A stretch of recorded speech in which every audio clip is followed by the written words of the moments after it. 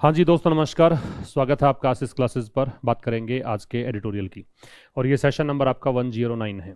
ठीक है, 108 तक क्लास हो चुकी है। कल संडे टेस्ट आप लोग दे चुके हैं, और अगर आप संडे टेस्ट में अपेयर नहीं होते हैं तो आप पहले तो उसको कंटिन्यू करें ताकि आपका रिवीजन प्रॉपर चलता रहे। तो सबसे पहली बात तो आज का टोन जो है इस एडिटोरियल का, कि किस तरीके का टोन यहाँ पे लेखक लेके चल रहा है, तो प्रैग्मेटिक टोन आपको देखने को मिलेगा। प्रैग्मेटिक जो शब्द है इसको बोलते हैं हम प्रैक्टिकल। प्रैग्मेटिक को ही हम क्या कहते हैं? प्रैक्टिकल। तो प्रैक्टिकल टोन है। आप पूरे इस एडिटोरियल में पाएंगे कि यहाँ पे लेखक जो है बहुत ही प्रैक्टिकल होकर और लिख रहा है। और वैसे यहाँ थोड़ा सा आपको, जैसे कई लोग ऐसे मानते हैं कि द हिंदू हमेशा सरकार के विपरीत ही लिखता है और क्रिटिकल टोन ही होती है, तो ऐसा नहीं है। थोड़ा सा अप्रिशिएटिव भी आपको मिलेगा। ऑप्टिमिस्टिक है लेखक इस एडिटोरियल को लेकर। तो क्या डिस्कस हम करेंगे इसमें? डिस्कस करेंगे कि एडिटोरियल जो है वो ये बताएगा कि इंडियाज प्रैक्टिकल एंड काम रिस्पॉन्स टू यूएस टैरिफ्स, कि भारत का जो एक बहुत ही व्यवहारिक और शांत प्रतिक्रिया रही है यूएस टैरिफ्स को लेकर। यूएस ने जो टैरिफ्स लगाए हैं भारत पर, उसको लेकर भारत बहुत ही शांत रहकर रिएक्ट कर रहा है। ठीक है, उसको लेकर डिस्कस करेंगे। फोकसिंग ऑन रियल सॉल्यूशंस, और वास्तविक जो हल हैं उन पर फोकस कर रहा है। Like easing exporters liquidity issues, जैसे कि मान लो कि जो निर्यातक जो हैं, निर्यात करने वाले जो लोग हैं, उनकी लिक्विडिटी इश्यूज जो आते हैं, कैश संबंधी इश्यूज जो आते हैं। लिक्विडिटी का मतलब होता है कैश, नकदी, rather than flashy incentives. Flashy का मतलब होता है दिखावे से भरा हुआ, ठीक है, चमकीला कह सकते हो। इंसेंटिव्स का मतलब लाभ मान लीजिए। और सिंबॉलिक एक्शंस, और प्रतीकात्मक कार्यवाही। तो कह रहा है कि पैसेज बताएगा भारत की प्रैक्टिकल और काम रेस्पॉन्स के बारे में, और रेस्पॉन्स किसके प्रति है, तो ये रेस्पॉन्स है यूएस टैरिफ्स को लेकर। और किस चीज को फोकस करते हुए? वास्तविक जो हल हैं उन पर फोकस करते हुए।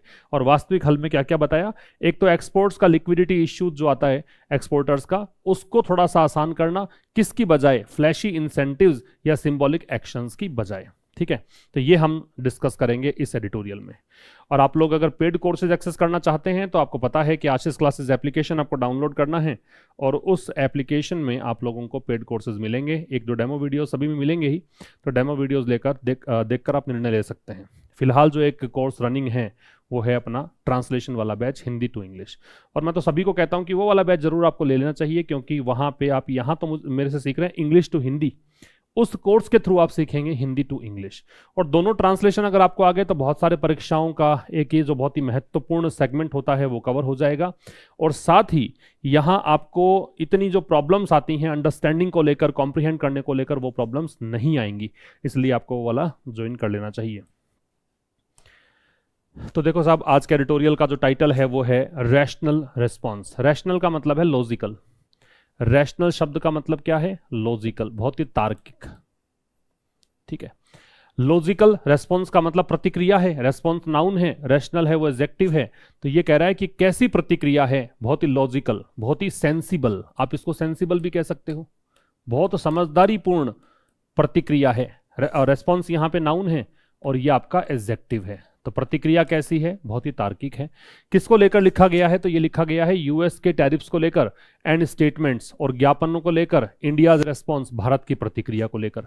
तो ये एडिटोरियल लिखा है यूएस के टैरिफ्स और स्टेटमेंट्स को लेकर और भारत की प्रतिक्रिया को लेकर। ठीक है, ये हम यहां पर डिस्कस करने वाले हैं।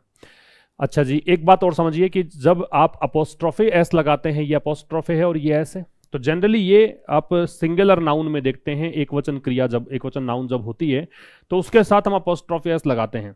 लेकिन अगर कोई नाउन ऐसा है जो प्लूरल है, लास्ट में एस और एस लेकर आ रहा है, तो वहां पे हम ये केवल अपोस्ट्रोफे से ही काम चलाते हैं। जैसे मैं कहूं पेरेंट्स, और फिर मुझे अगर मान लो अपोस्ट्रोफे यूज करना पड़े तो मैं केवल यहीं पर लगाऊंगा S apostrophe.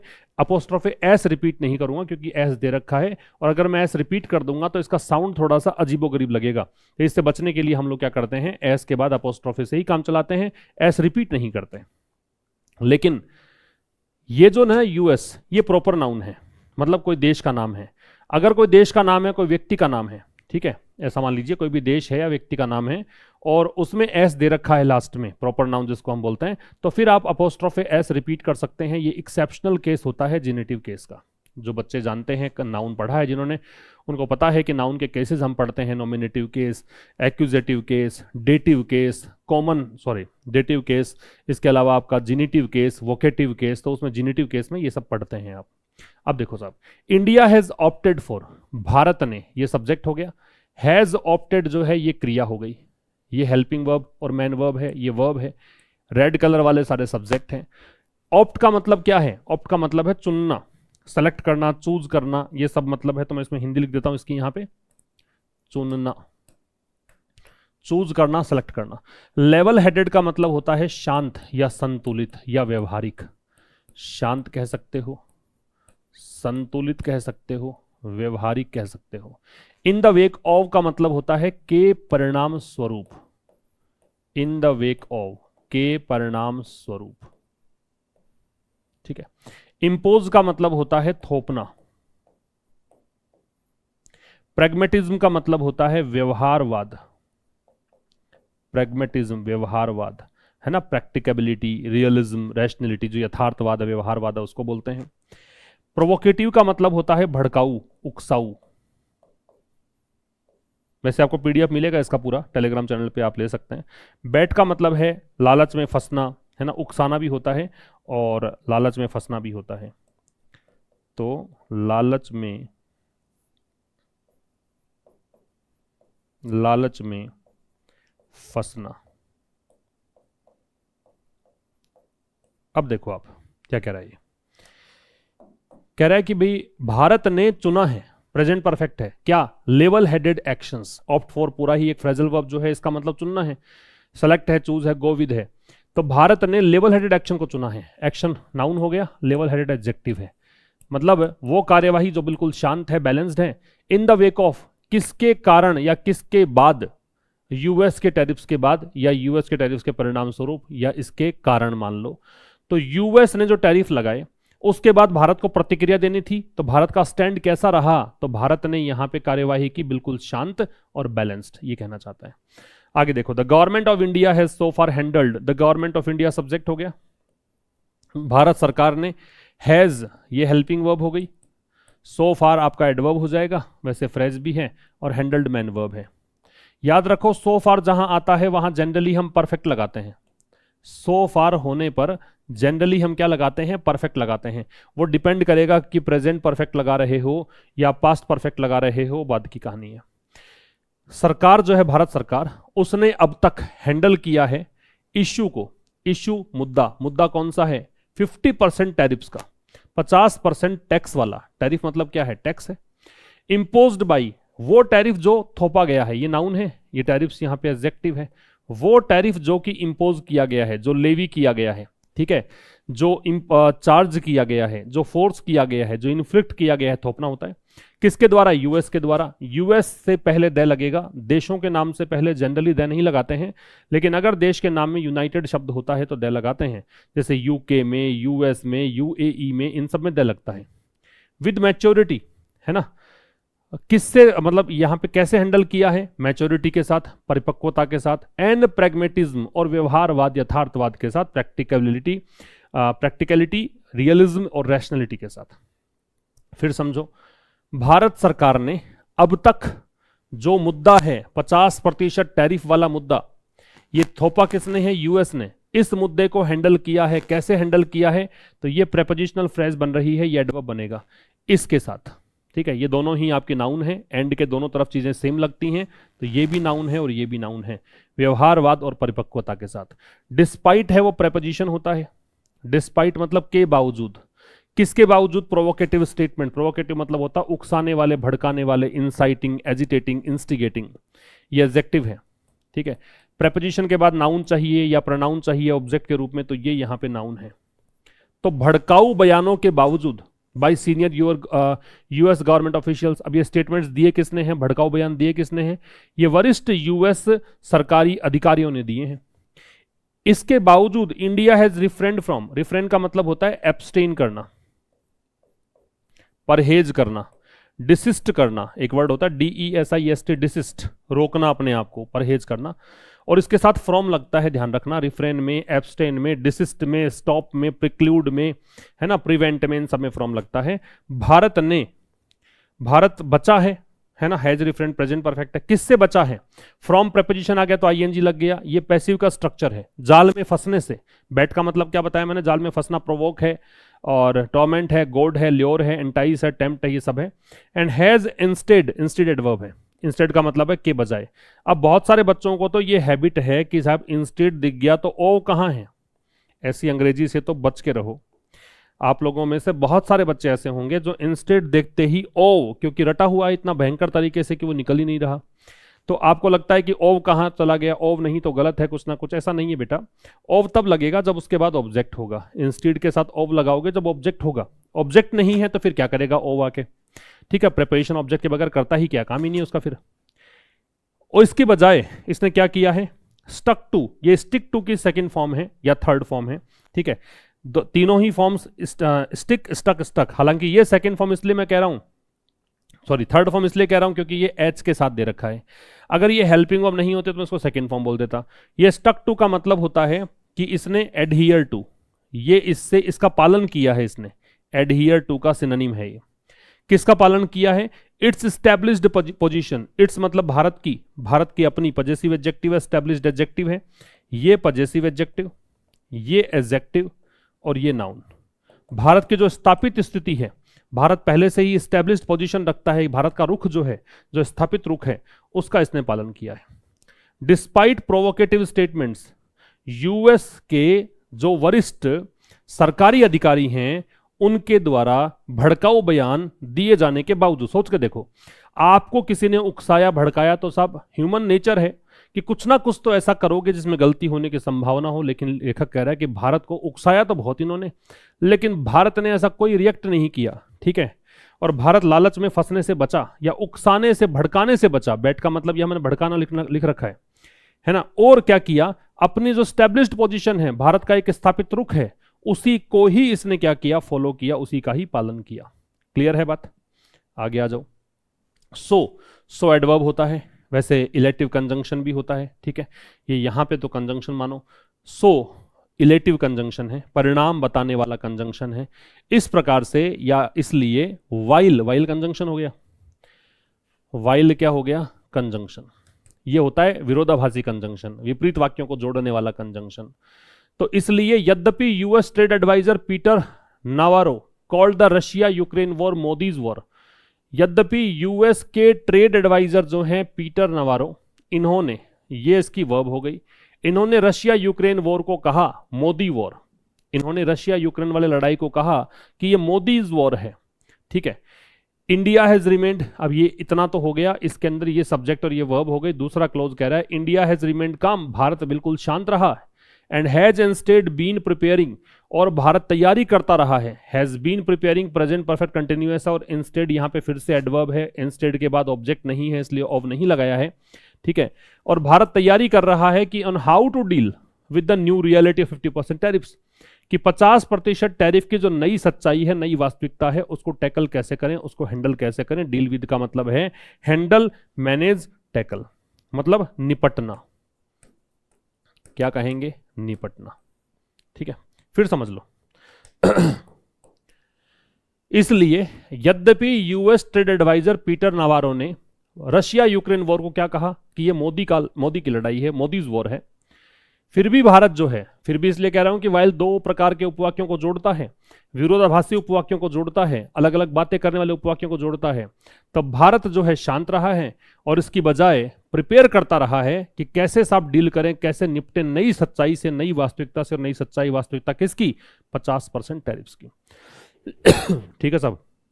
At the same time, इसका मतलब होता है कंकरेंटली, मतलब बिल्कुल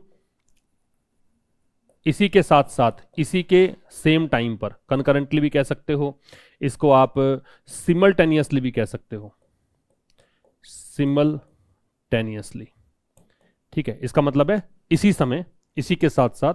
इंडियन ऑफिशियल्स हैव सेड, भारतीय अधिकारियों ने कहा है, प्रेजेंट परफेक्ट का यूज बहुत किया है इसने आज, भारतीय अधिकारियों ने कहा है, दैट की कंजंक्शन लग गया, क्या कहा है, अब ये बात स्टार्ट करेगा, negotiations on a trade deal की जो चर्चाएं हैं, नेगोशिएशंस, नेगोशिएशंस का मतलब होता है कंसिडरेशंस, डिस्कशन, आप इसे कंसिडरेशन भी कह सकते हो, आप इसे डिस्कशन भी कह सकते हो, कि जो चर्चा है किसको लेकर? ट्रेड डील को लेकर विद द यूएस। किसके साथ? यूएस के साथ। दो पोज्ड, यद्यपि ये रुक गई है, यद्यपि ये चर्चा जो है रुकी हुई है, पोज्ड है, पास्ट पार्टिसिपल है। Are not off the table, वो चर्चाएं, इन चर्चाओं की वर्ब है are, not adverb of negation है। ऑफ द टेबल एक फ्रेज है, ऑफ द टेबल का मतलब अभी तक वो कैंसिल नहीं हुई है, चर्चाएं जारी हैं, ऐसा नहीं कि बिल्कुल परमानेंटली रोक दी गई हों। तो ऑफ द टेबल का मतलब है निरस्त, है ना। ये चर्चाएं जो हैं अभी चल रही हैं, कंटिन्यूअस हैं, सस्पेंड, रुकी हुई जरूर हैं अस्थायी रूप से, लेकिन कैंसिल नहीं हुई है, ठीक है। तो एट द सेम टाइम, ठीक उसी समय भारतीय अधिकारियों ने कहा है कि ट्रेड डील जो है यूएस के साथ, उस पर चर्चाएं चल रही हैं। हालांकि अब ये दो जो है वो विरोधाभासी एक कंजंक्शन होता है, इसको हम सबऑर्डिनेटिंग कंजंक्शन बोलते हैं, ठीक है। यद्यपि ये रुकी हुई है, फिर भी ये चर्चाएं जो हैं ऑफ द टेबल नहीं है, कैंसिल्ड नहीं है। आगे चला जाए, देखो, even the additional 25% penalty tariff, भी, इवन का मतलब होता है भी, एडवर्ब है और जोड़ देने के लिए एम्फेटिक वे में काम आता है। उस शब्द के ठीक पहले आता है जिस शब्द के बारे में आप, जिस पर स्ट्रेस डाल रहे हो, जिस पर जोर दे रहे हो। तो यहां तक कि जो अतिरिक्त 25% पेनल्टी टैरिफ है, वो टैरिफ जिस पर, जो मतलब पेनल्टी के रूप में आपने लगाया है, जुर्माने के रूप में आपने लगाया है। तो हालांकि मतलब अतिरिक्त 25% पेनल्टी टैरिफ भी, टैरिफ कौन सा? जो इंपोज किया गया किस पर? भारत पर। ये पेनल्टी टैरिफ, इसकी वर्ब है is, not a deal breaker, ये डील ब्रेकर नहीं है, ये मतलब कोई बाधा या रुकावट नहीं है, ये मतलब आपकी जो डील चल रही है उसको रोकने वाला, उसको तोड़ने वाला नहीं है। तो रुकावट या बाधा को हम बोलते हैं क्या? Deal breaker. रुकावट या बाधा हिंदी में मतलब इसमें, इंग्लिश में सिनोनिम्स इसके हैं, ऑब्स्टेकल है, हिंड्रेंस है, बैरियर है, स्टम्बलिंग ब्लॉक है, ठीक है। तो ये सब चीजें हैं इसका मतलब। फिर रेंडर का मतलब होता है बनना या बनाना, बनना या बनाना, रेंडर। इनकॉन्सिक्वेंशियल, ये थोड़ा सा दिख नहीं रहा आपको, महत्वहीन, महत्वहीन, इसको अनइंपॉर्टेंट, इनसिग्निफिकेंट, ट्रिवियल कहेंगे। एमिनेंटली, आपने एमिनेंट सुना होगा, प्रसिद्ध के लिए यूज करते हैं, इन एमिनेंटली यहां जो है वो है अत्यधिक। एमिनेंटली का मतलब क्या है? अत्यधिक। नी जर्क का मतलब है तुरंत, इंस्टेंट, इंपल्सिव, अनथिंकिंग। तुरंत मतलब एक क्या कहें, आवेगात्मक, आपके आवेग उठा, आपका मन किया और आपने वैसे ही रिएक्शन दिया, उसको बोलते हैं नी जर्क। सेसेशन का मतलब होता है रुकावट, ठीक है। और अनडन का मतलब है बर्बाद होने को बोलते हैं, निरस्त होने को बोल सकते हैं। डू का उल्टा है, डू का उल्टा अनडू होता है ना। निरस्त होना, जो काम किया है उसको अनकिया करना, ये मतलब है। अब देखो विस्तार से, तो यहां तक कि जो अतिरिक्त 25% पेनल्टी टैरिफ जो इंपोज किया गया भारत पर, वो एक डील ब्रेकर नहीं है। दे हैव सेड, उन्होंने कहा है, दे इसकी वर्ब ये है, उन्होंने कहा है। इवन दो इट रेंडर्स, यद्यपि, इवन दो फ्रेज है, इसका मतलब यद्यपि, इट रेंडर्स, यह सब्जेक्ट रेंडर्स बनाता है, एनी ट्रेड डील, किसी भी ट्रेड डील को, इनकॉन्सिक्वेंशियल, महत्वहीन। यहां तक कि अतिरिक्त 25% पेनल्टी टैरिफ लगाया गया भारत पर, यह भी रुकावट या बाधा नहीं है, उन्होंने ऐसा कहा है, ठीक है। हालांकि यह जो चीज है ना, आप पेनल्टी लगा रहे हो, पेनल्टी टैरिफ लगा रहे हो, यह चीज किसी भी ट्रेड डील को क्या बनाती है? महत्वहीन बनाती है, ठीक है। This is an eminently practical approach, this subject हो गया, इज इसकी वर्ब हो गई। ये बहुत ज्यादा व्यवहारिक अप्रोच है, मतलब भारत कह रहा है कि अभी भी ये हम मतलब डील कर सकते हैं, ऐसा नहीं है। तो ये सब चीजें जो बहुत ज्यादा व्यवहारिक अप्रोच है, ये कहना चाह रहा है। प्रैक्टिकल यहां पे एडजेक्टिव है, अप्रोच नाउन है। प्रैक्टिकल क्या है? एडजेक्टिव। और एडजेक्टिव का मॉडिफायर कौन होता है? एडवर्ब। तो एमिनेंटली एडवर्ब, ये डिटरमिनर। और दिस डेमोन्स्ट्रेटिव एडजेक्टिव, क्योंकि इसके आगे नाउन नहीं है, नाउन, सॉरी, डेमोन्स्ट्रेटिव प्रोनाउन। अगर नाउन होता इसके आगे तो हम इसको बोलते डेमोन्स्ट्रेटिव एडजेक्टिव, ये डेमोन्स्ट्रेटिव प्रोनाउन। अ नी जर्क सेसेशन, एक तुरंत रुकावट, तुरंत रोक देने का प्रोसेस, किसको? ट्रेड टॉक्स को। ट्रेड टॉक्स चल किसके साथ रही है? यूएस के साथ। तो यूएस के साथ चल रही ट्रेड टॉक्स को तुरंत रोकने का जो प्रोसेस है, वुड हर्ट इंडिया फर्दर, अगर ऐसा होता, वुड ये इमेजिन करके बता रहा है कि अगर ऐसा होता तो ये भारत को आगे जाके हर्ट करता, भारत को थोड़ा इससे नुकसान पहुंचता। फर्दर एडवर्ब है, इसका मतलब है आगे, ठीक है। बट लेकिन कंजंक्शन हो गया। The gain from any potential trade, potential का मतलब पॉसिबल, या इसे हम कहेंगे प्रोस्पेक्टिव, प्रोस्पेक्टिव कह सकते हो, मतलब संभावना जिसकी है, लाइकली कह सकते हो, लाइकली का मतलब भी यही है। लेकिन गेन का मतलब है प्रॉफिट या बेनिफिट, लाभ। लेकिन जो लाभ है किसी भी संभावित ट्रेड डील से विल ऑल्सो बी अनडन, वो भी अनडन हो जाएंगे, वो भी निरस्त हो जाएंगे, वो लाभ भी मतलब बर्बाद हो जाएंगे। If these penalty tariffs remain in place, यदि ये पेनल्टी टैरिफ्स जो हैं, ये सब्जेक्ट हो गया, रिमेन ये रहें, है ना, इन प्लेस, इन प्लेस का मतलब है ये एग्जिस्टेंस में हो, इन एग्जिस्टेंस मतलब अगर ये अस्तित्व में रहेंगे तो फिर ऐसा होगा। अच्छा एक बात समझो कि ये फर्स्ट कंडीशनल सेंटेंस है, ये जो दे रखा है ना आपको, ये फर्स्ट कंडीशनल सेंटेंस है। फर्स्ट कंडीशनल सेंटेंस कैसे, इसको ऐसे समझो कि इफ के साथ देखिए वर्ब की फर्स्ट फॉर्म दे रखी है आपको, ठीक है, तो दूसरे साइड में आप देखो विल के साथ बेस फॉर्म दे रखी है, और ऑल्सो एडवर्ब है। ऑल्सो का प्रयोग हम मैन वर्ब से पहले ही करते हैं, ये मैन वर्ब है यहां पे, ठीक। फिर समझ लो, कोई भी तुरंत आनन फानन में अगर आपने ट्रेड टॉक्स को रोक दिया यूएस के साथ तो ये भारत को आगे आहत करेगा। लेकिन जो इससे प्रॉफिट है किसी भी संभावित ट्रेड डील से, वो भी अनडन हो जाएंगे यदि ये पेनल्टी टैरिफ्स रहेंगे अस्तित्व में। तो दोनों सी बातें हैं, ट्रेड डील्स को रोक दोगे तो मारे जाएंगे, और अगर ये टैरिफ्स रहेंगे, जुर्माना ऐसा ही रहेगा तो भी मारे जाएंगे। क्लियर है? आगे देखिए, the messaging by the government to industry, जो संदेश है किसके द्वारा, सरकार के द्वारा, भारत सरकार है, किसको, इंडस्ट्री को। टू, टू मतलब भी, है ना, ये टू एडवर्ब है, और ये भी उस शब्द के ठीक बाद में, इवन तो लगता है उस शब्द से ठीक पहले जिस पर हम स्ट्रेस डालते हैं, और टू हम उस शब्द के ठीक बाद लगाते हैं जिस पर हम स्ट्रेस डालते हैं। तो कह रहा है कि मैसेजिंग जो है, संदेश जो है सरकार के द्वारा इंडस्ट्री को, वो भी has not been of denial, वो डिनायल का नहीं है, इनकार का नहीं है, बट ऑफ रीअश्योरेंस, बल्कि आश्वासन का है, पुनराश्वासन का है। रीअश्योरेंस, पुनराश्वासन का। कोलन बोलते हैं इसको, ये जो विसर्ग बोलते हैं आप संस्कृत में लगा होता है ऐसे, इसको हम बोलते हैं कोलन, ठीक है। इस पंक्चुएशन मार्क का नाम क्या है, कोलन। एक होता है सेमी कोलन, ये होता है सेमी कोलन, ठीक। They know there is pain coming, वो जानते हैं, दे नो, दे की वर्ब जो है वो नो है, there is pain coming, there adverb है, देयर से स्टार्ट किया तो इज यहां पे वर्ब हो गई, और ये सब्जेक्ट है कि आगे दर्द मतलब पेन, दुख आ रहा है। And A plan is in the works, और प्लान जो है वो चल रहा है, इज इन द वर्क्स, वैसे तो वर्क कार्य, और वर्क का वर्क्स वैसे होता ही नहीं है, वर्क्स इंडस्ट्री को बोलते हैं या तो, या हम वर्क्स बोलते हैं साहित्य लेख या रचनाओं को। लेकिन ये इन द वर्क्स जो है ये एक फ्रेज हो गई, इसका मतलब एट वर्क, मतलब योजना चल रही है, किस चीज की, एलिविएटेड, इसको कम करने की।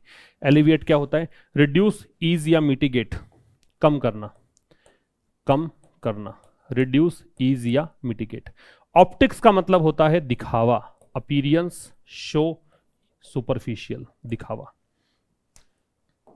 ठीक। तो जो संदेश है सरकार के द्वारा इंडस्ट्री को, वो संदेश भी इनकार का नहीं है।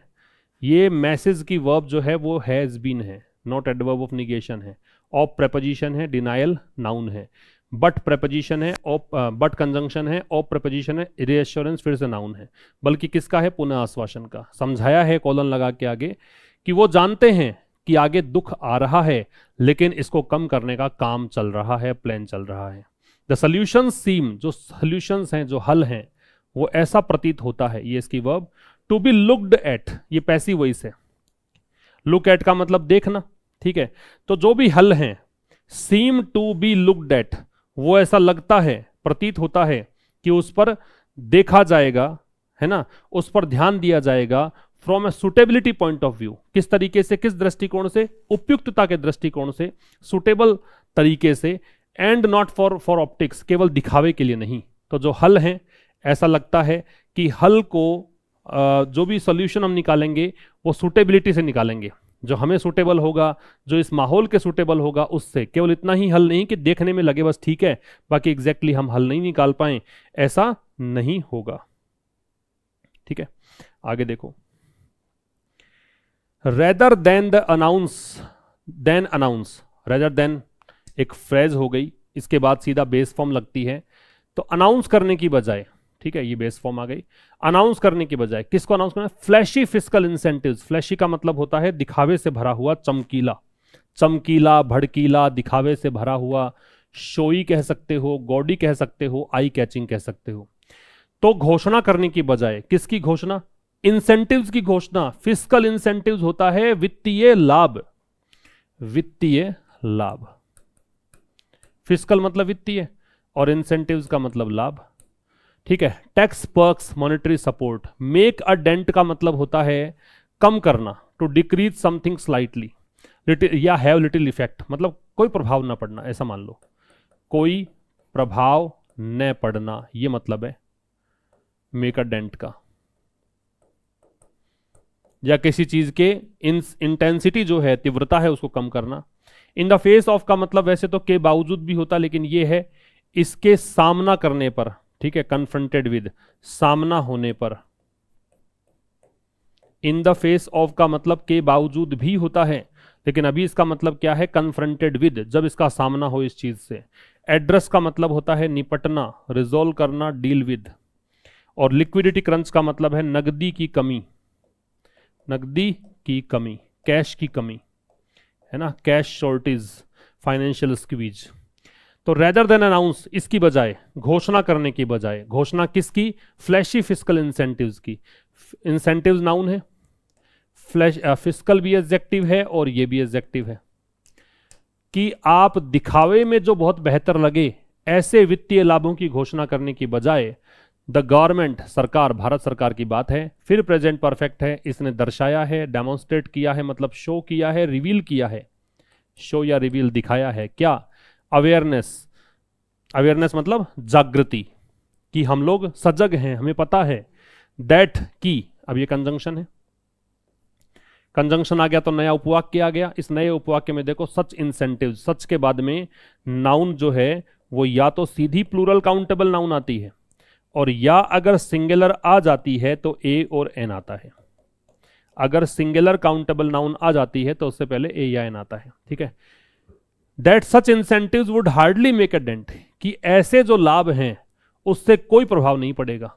वैसे तो मेक अ डेंट का मतलब है कुछ मतलब जो भी है कुछ कमी, मतलब स्लाइटली कम कर देगा, ये मान लो, लेकिन हार्डली दे रखा है तो नो ही आ जाएगा, इससे कोई प्रभाव नहीं पड़ेगा, हार्डली नेगेटिव है। इन द फेस ऑफ, किसके चलते?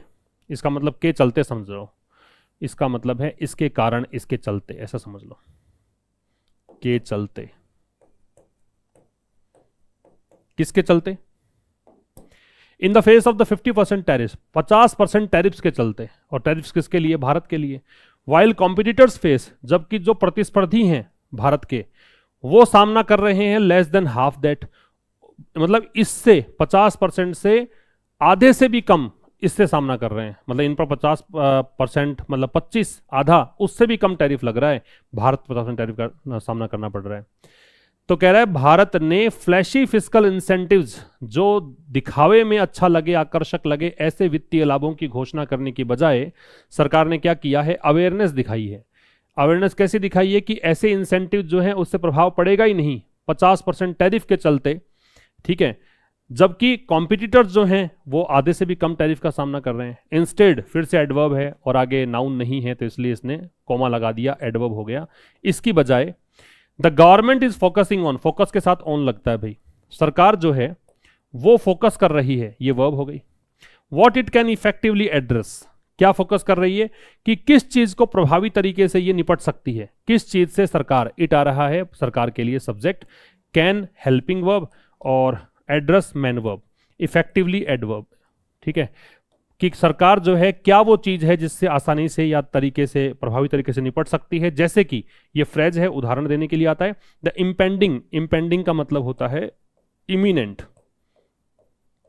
ठीक है। जो घटित होने ही वाला हो, जो नजदीक हो, उसको बोलते हैं कमिंग भी कह सकते हो, अपकमिंग कह सकते हो। लिक्विडिटी क्रंच, जो अपकमिंग लिक्विडिटी क्रंच है, ठीक है, जो आने वाला नकदी में कमी है, ठीक है, उसको exporters are going to face. और ये लिक्विडिटी क्रंच कौन फेस करेगा? जो भी निर्यात करने वाले हैं, कंपनियां हैं, लोग हैं, ये एक्सपोर्टर्स जो हैं वो फेस करेंगे। ये are going to, is going to, am going to का मतलब ऐसा समझ लिया करो, विल या शैल है।